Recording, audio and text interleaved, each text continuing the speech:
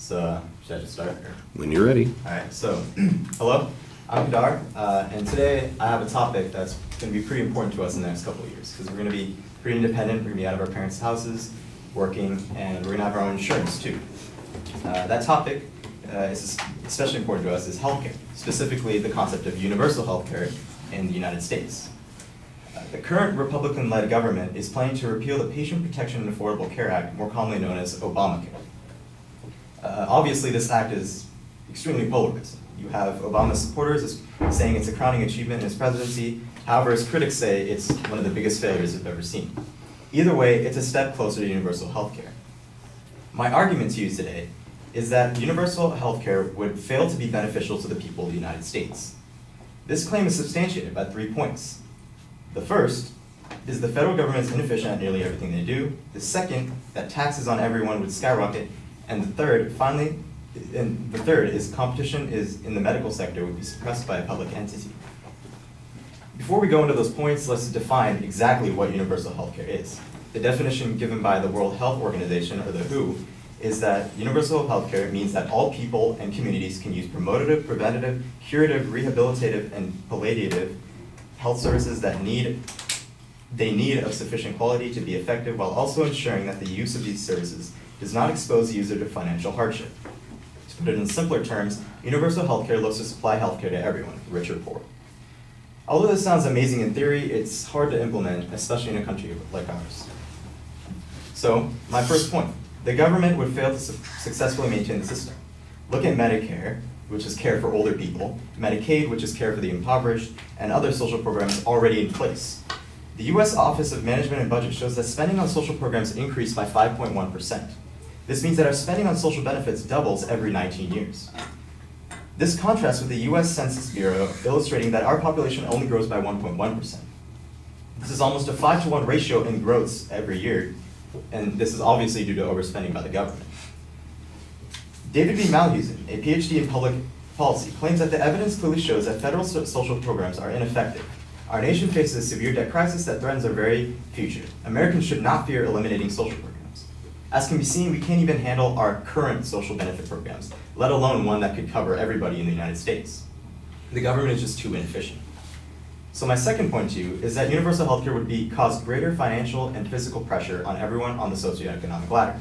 To discuss the financial side, let's take a look at Vermont Senator Bernie Sanders' website plan on universal healthcare. He says that a 2.2% tax increase for all households, while higher tax brackets in the millions would pay 47% to 52% of their income in taxes.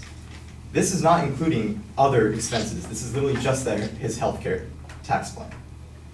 So to add to this, Norman Warner, a former health minister in the United Kingdom, and they have universal healthcare there, stated that universal healthcare income taxes were averaging 37% in the UK, while they were only averaging 15.3% for the average worker in the United States. The financial burden would not be the only issue of the American people. A more pressing issue is that of wait times for patients. They would increase heavily. A report conducted by the Fraser University on Canadian universal healthcare found that patients also experience significant waiting times for various diagnostic technologies across the provinces. This year, Canadians could expect to wait 3.7 weeks for a CT scan, 11.1 weeks for an MRI, and 4 weeks for an ultrasound. In the same report, they found that one province, New Brunswick, had a whopping 38.8 waiting period just to see a general physician. That means just going to a doctor. The report also states that average wait time to see a physician in Canada, as in the average overall in Canada, is about 8.6 weeks. While a report by Merritt Hawkins, a healthcare company in the United States, found that wait times in the United States were averaging about 2.5 weeks. So we're better on that stance. Clearly, wait times will increase even more than they are now if a universal healthcare system is put in place.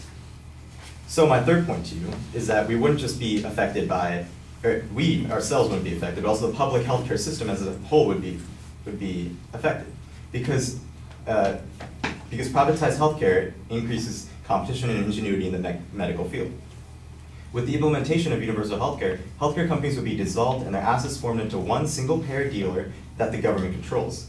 This obviously would destroy any competition between companies to make products and more profitable for them and cheaper for the people. A study by Stanford University School of Medicine found that being in the top 10% of areas with the least competition was associated with 3.5 to 5.4% higher mean price. In 2011, private insurers in the United States spent nearly $250 billion on physical physician services. In that context, these small percentages could translate to tens of billions of dollars in extra spending. The private sector has always been a source of innovation and more efficient practices to maintain profits. This is bolstered by the Federal Trade Commission's statement on healthcare. Competition in healthcare markets benefits consumers because it helps contain costs, improve quality, and encourage innovation. The Federal Trade Commission's job as a law enforcer is to stop firms from engaging in anti-competitive conduct that harms the consumers. Although our current healthcare system is inefficient compared to the rest of the world, the United States still leads in medical innovation and research. Kenneth Thorpe, the professor and chair of the Department of Health Policy and Management at Emory University, states that, in addition to being the best and brightest practicing medicine in state-of-the-art medical facilities, we have benefited from having the best and usually the earliest access to the latest medical technologies and innovations. In large part, this is because they were discovered, developed, and produced here in America. As can be seen, the competitive market in healthcare allows medical innovation to thrive in the United States. So in summary, universal healthcare would not work in the United States. This is simply due to the fact that the government would fail to run an efficient system.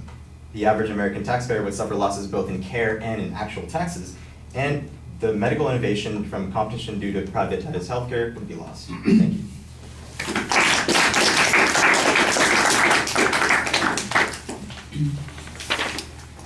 Yes, thank you.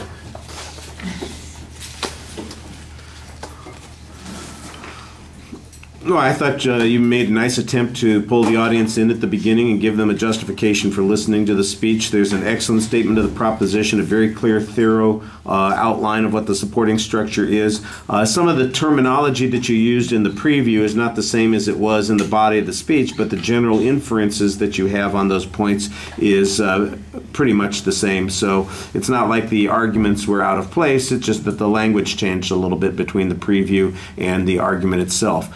You did a good job citing evidence. You had good examples, very extensive statistical information. There was one piece of information when you were doing one of those financial comparisons with the Bernie Sanders plan, for instance, where it was a little bit confusing about how much money was going to end up being spent from the taxes that he was talking about producing in order to pay for the health care thing. I do think it definitely came across that it would be substantial, but it was not quite clear to me the amounts of money that you were talking about, and I think that that would have been helpful to have an extra piece of information there. Other than that, I thought you did a very good job. You were consistent citing your sources, giving explanations about those individual points, putting them in context. I thought you were very thorough on all that. So the soundness of your argument was really good. Presentation, 90% of the time you're doing fine. Once in a while, especially because you're looking at a lot of data and quotes, I think maybe your audience contact is hurt a little bit, but that's a minor quibble because the content of the argument is probably compensating for a lot of those sorts of things. So that was very solid. Thank you.